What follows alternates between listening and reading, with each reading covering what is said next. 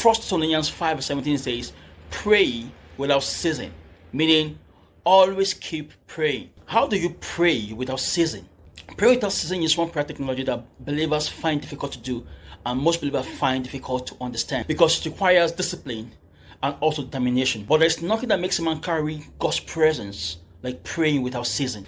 Praying without ceasing is an attitude of prayer that grants you continuous connection to God with the intent of receiving direction, instruction, strength, and building a deeper and strong relationship with the Holy Spirit. Luke 18 verse 1 says, men always ought to pray and not to faint. It means that in every situation you are meant to pray. Your prayer life should not be based on seasons. You don't come to God in prayers only when things are bad. And when things are good, you run away from God. You cannot build a relationship with God living like that. Again, mountains and challenges shouldn't stop you from praying.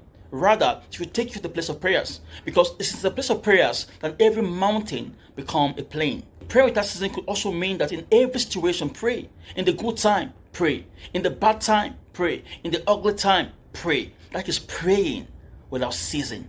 Nothing should stop you from praying. That's what God is saying. I learned something from Ernest Ejeh. Anytime he was not sleeping or busy, he never allowed his mind to be idle.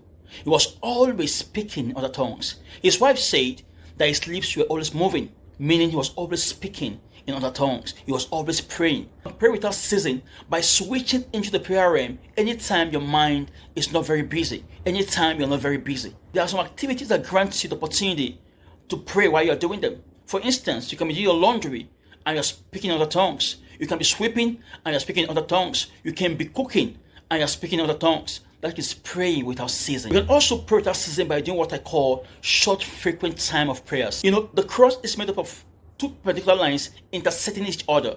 The vertical one is called the stick. The horizontal one is called the beam. The top, the bottom, the left and the right represent hours of prayers. Acts 3 verse 1 says, now Peter and John went together to pray in the temple at the hour of prayer, which is 3 p.m. So there's something the Bible calls the hour of prayer. So the hours of prayers are 6 a.m., 9 a.m., 12 p.m., 3 p.m., 6 p.m., 9 p.m., 12 a.m., and 3 a.m. We call it 8 hours of watches. These are strategic hours of prayers that have deep spiritual meaning if you engage in them. For instance, between 12 a.m. and 2 a.m.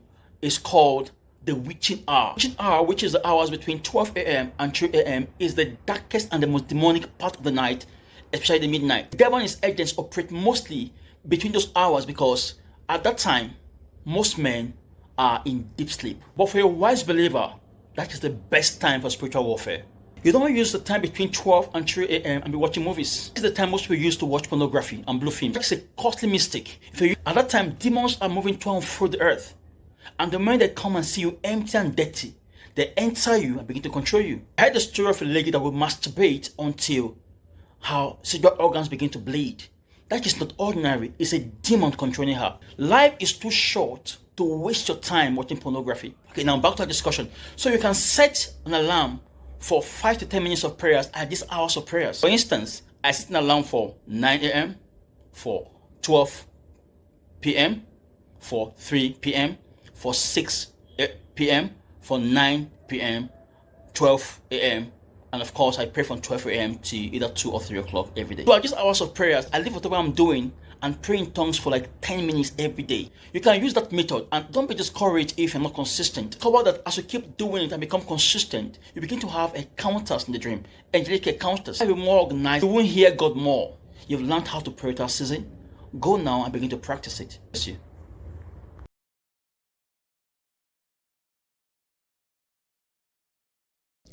If this video has blessed you, please hit the like button, subscribe to our YouTube channel, and follow us on our social media handles. Remember, your best days are still ahead of you. God bless you.